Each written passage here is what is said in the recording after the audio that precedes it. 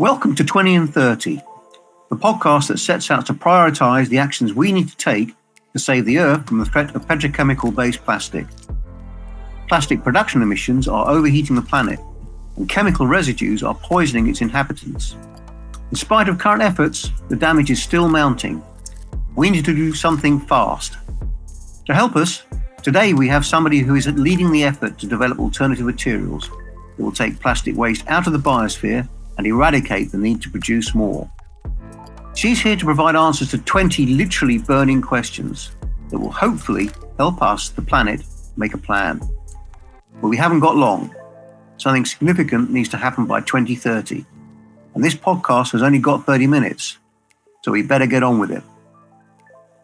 And so, question number one. Who are you? I'm Zsofia Kollar. I live in the Netherlands. Originally, I grew up in Hungary, and I came to the Netherlands to start my studies and finish them. And ever since, I'm here. Okay, so you're a truly international person. Yeah, you can say that. Okay. Question number two. What is the name of your organization? Human Material Loop. It's a material innovation company that's focusing on the utilization of keratin protein fiber waste, namely human hair. So you're purely focused on using human hair? That's our major focus, to utilize this huge amount of waste. Just in Europe, it's estimated to be 72 million kilograms of human hair waste that's currently incinerated or landfilled. While it can also be seen as a valuable alternative natural fiber to integrate into the textile industry's production. Okay, so before we go too far, question number three, what does your organization do? We give value to this waste and develop high-performing products for various industries and applications.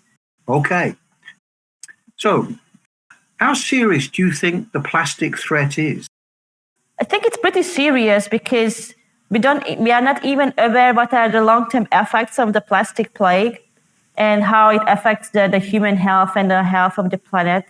I know a lot about from the textile industry's pollution, and then there's plastic from those garments, and that every 7 person has plastics in their lungs or blood that comes from plastics and garments. I think that's pretty serious to make a change because we don't even know what are the effects of long-term of it.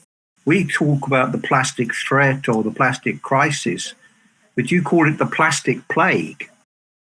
I think we shouldn't come up with well-sounding marketing terms and expressions for something that is pretty much destroying our planet and our health. So I think plague, everybody, when you think about the plague in history, it has a very dark image in your head, and I think that's what plastic causing to us as well, and we shouldn't name it as just crisis. It's more than a crisis. Right.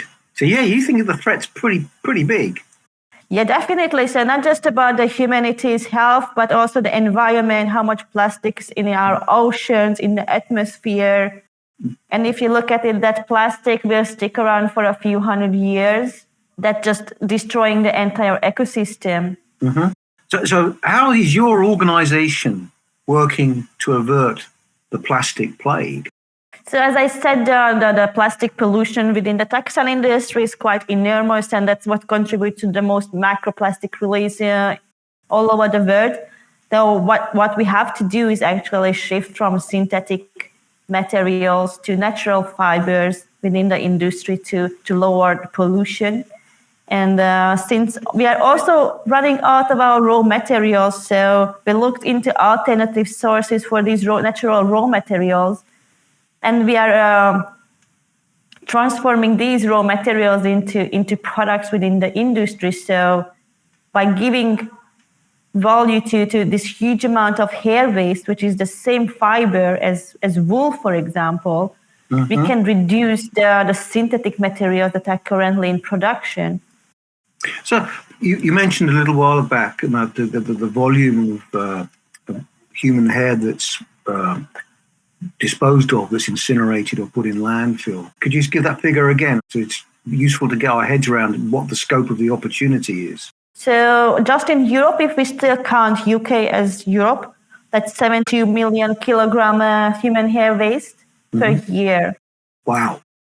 That's quite a rough estimate, so we don't have the exact numbers yet. But also, if you look at Netherlands, it's such a small country with, I think now, 15 million people living in the country. There are 33,000 hair salons registered in the country, and an average 10 kilo is produced by salon every week. Okay. So have you profiled Europe or other areas by what country produces more human hair per capita? I mean, who's hairier? I don't have the data on yet, but once we have, we can definitely tell which nation got more hair, and then maybe then we could look into the nutrition that each country. So the Mediterranean diet might help us produce more synthetic fiber replacement. Yeah, so we don't know exactly how much the difference is. I think it won't be very different between north and south, but.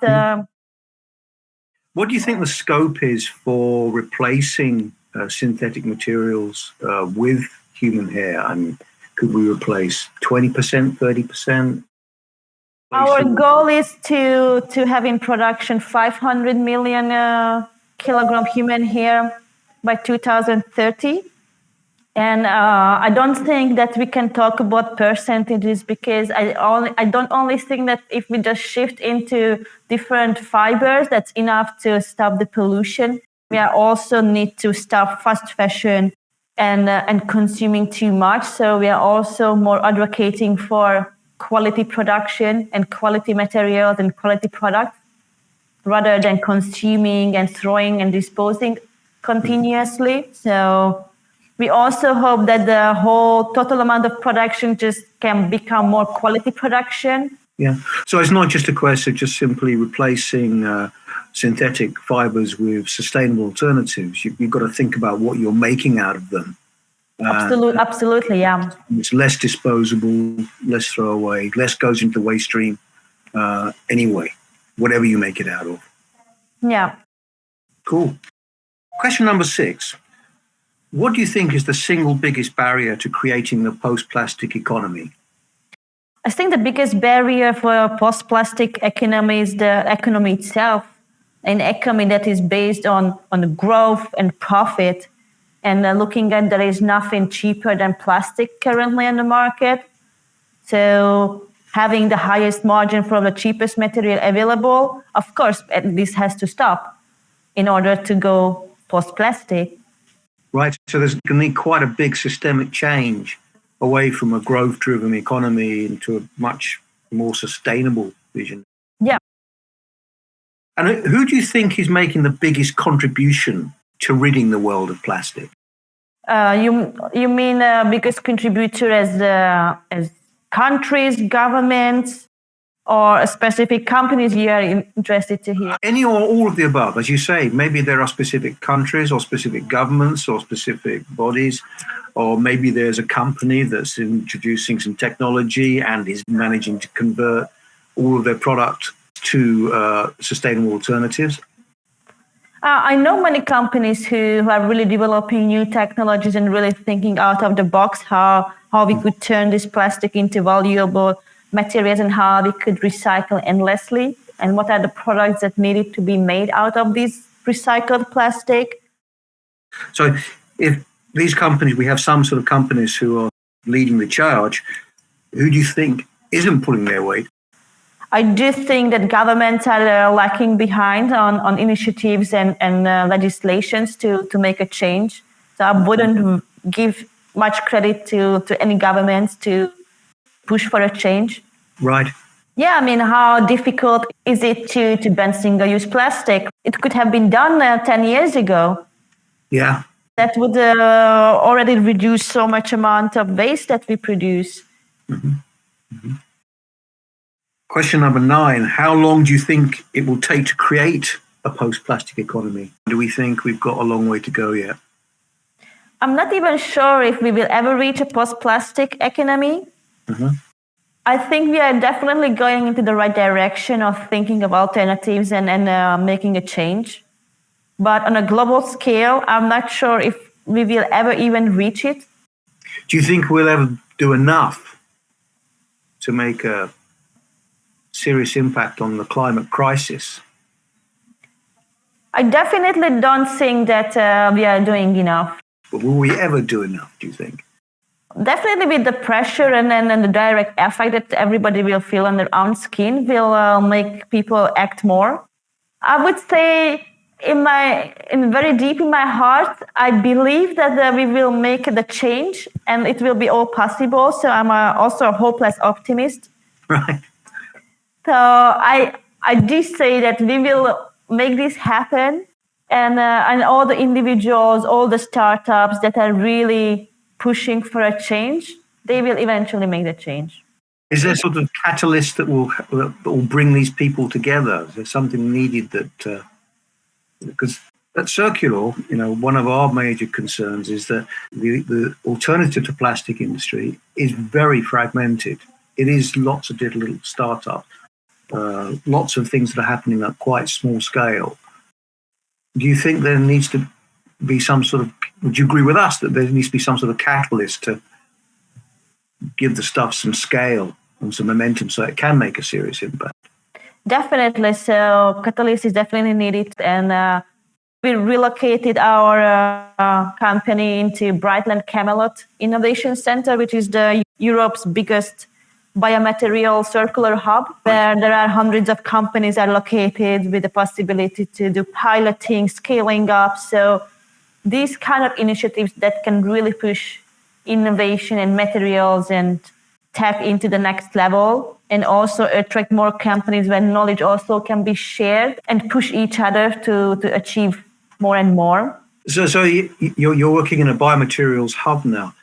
Are there specific things going on there to drive cooperation between the other companies that are based there?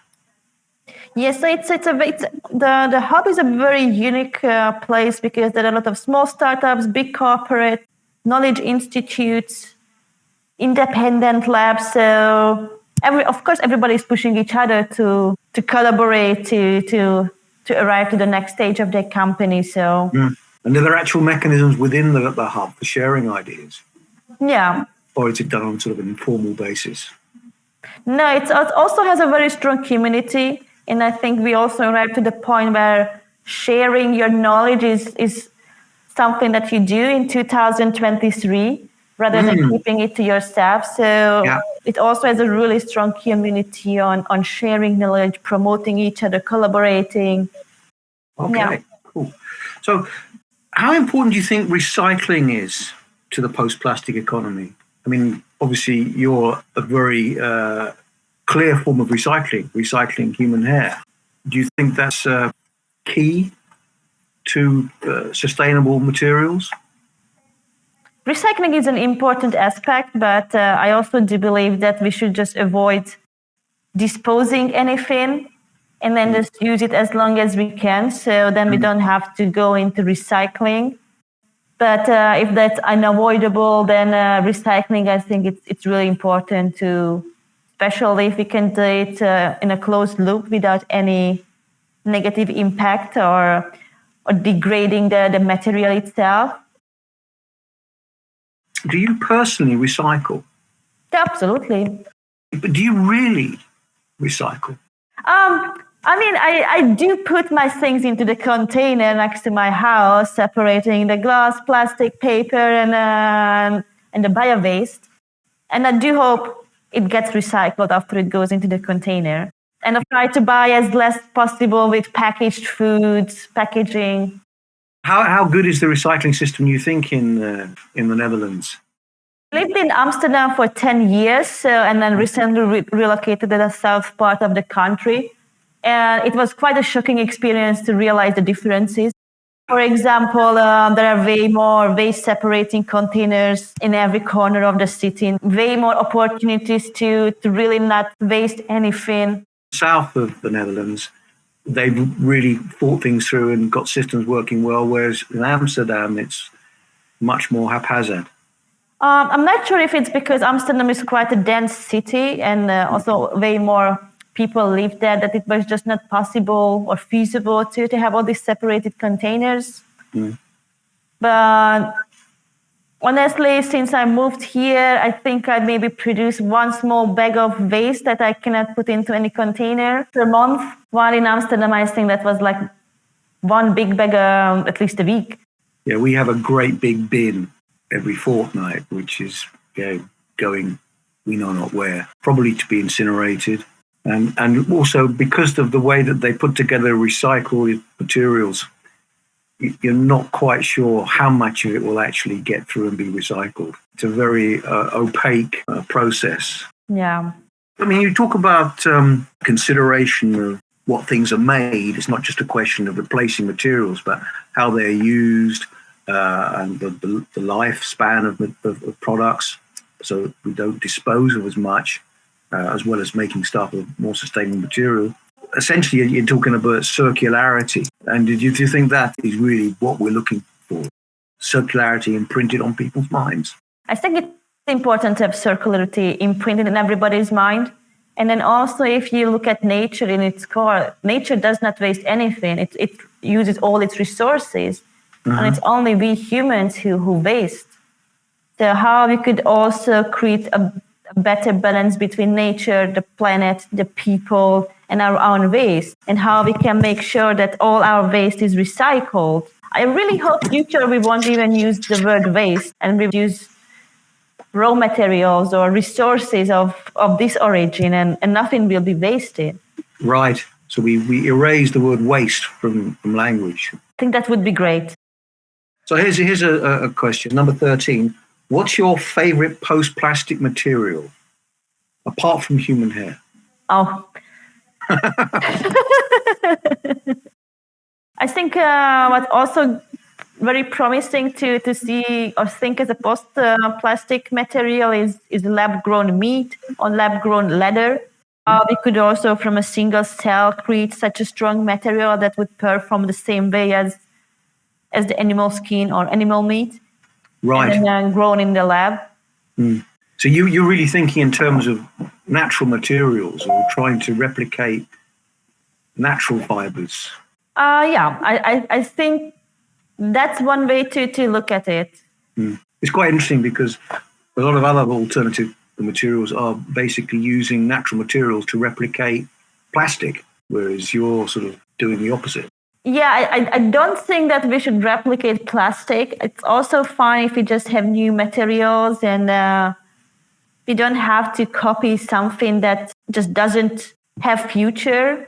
So why would you copy to make bioplastic? Just make a biopolymer or, I don't know, give a name. Mm.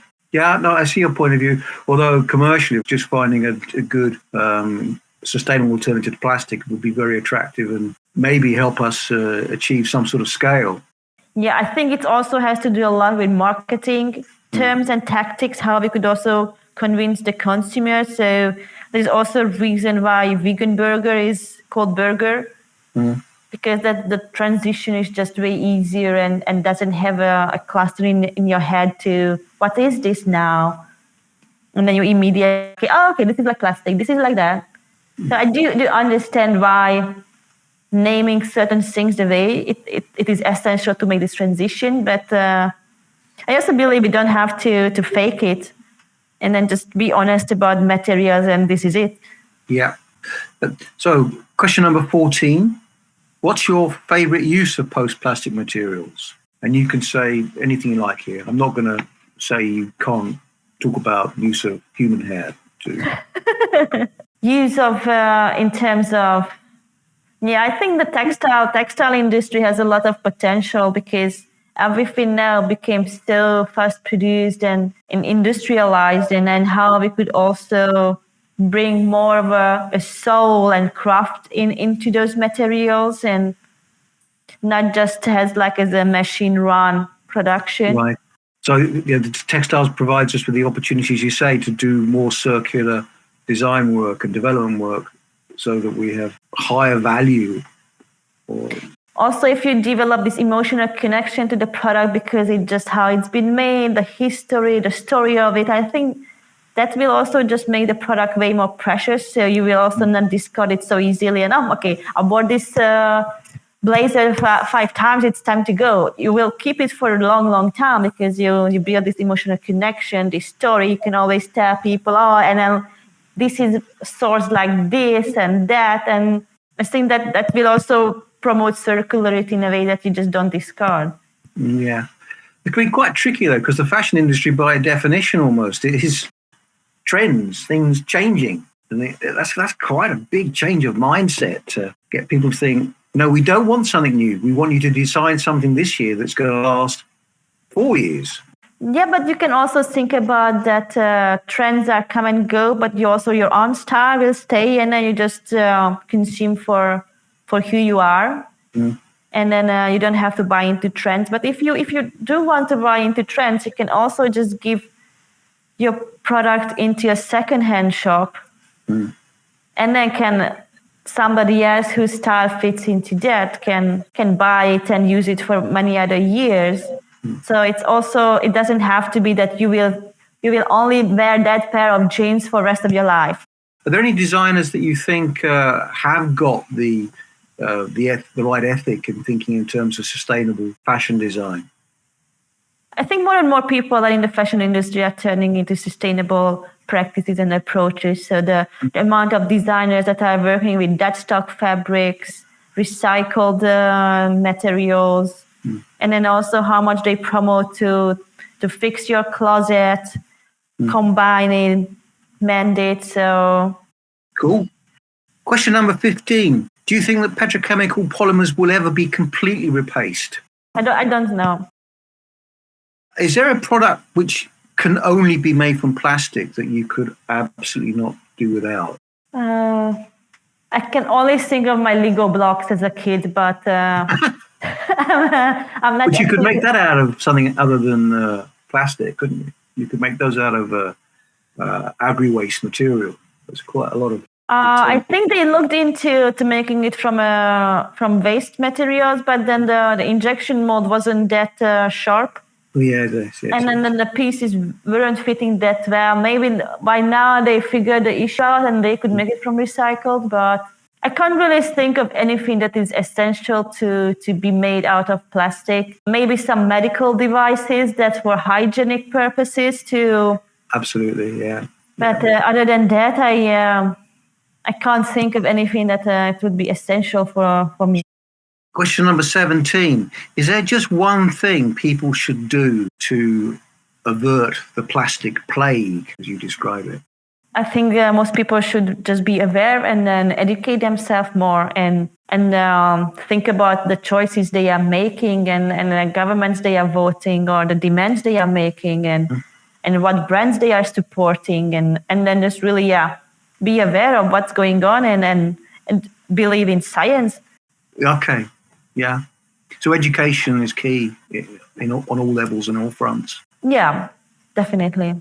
So other than education, what do you think is more important? Legislation, which we've talked about, market forces, or public opinion? All the three of them are important to make a change. So we are in it with all of us. So we can only find solution to today's problems all together. And we cannot point fingers but you should do this and you should do this. But because you don't do this, we don't do this. So I think that mentality also needs to stop, and we just have to put forces together. And if the governments are supporting, and then there are market forces coming in, and then if the consumers are pushing, then that will really have an effect. So it has to push on all fronts. Do you think there's one thing that should start the ball rolling? I mean, we've talked about legislation before. Do you think governments really need to take a stronger lead? Some governments definitely should take a stronger lead. I was quite happy with some of the legislations from the European Union towards textile disposals and manufacturing. But it's also, I think, quite sad that only a few months ago France banned single-use plastics in restaurants. I think that should have been happening for years. Question number 19. If you could wave a magic wand, what's the first object made of plastic that you'd instantly disappear? It definitely would be a single-use plastic. It's hard to say. but probably some packaging that is not needed for like a banana wrapped in plastic. I think that's nonsense. Yes, indeed, yeah. We've discussed this before on the previous pods. I don't know who drove the need to package food as much as they do now. I don't think consumers were crying out for it. I think it's some sort of marketing or some logistical process that drove it rather than consumer demand. And now we're seemingly stuck with it, or we've got to make a huge effort to get rid of it. Yeah, I read this report once that actually if you wrap the food or vegetables in plastic, they will last longer. So supermarkets are avoiding food waste that otherwise they would do. And then it's still less impact to have those plastics thrown away than food waste. Come on, technology is so advanced. Like now, AI can write your thesis. We can find a solution to keep the vegetables fresh for a longer time. Absolutely. And then finally, do you have any questions? Is there something that keeps you awake at night? Of course, many things.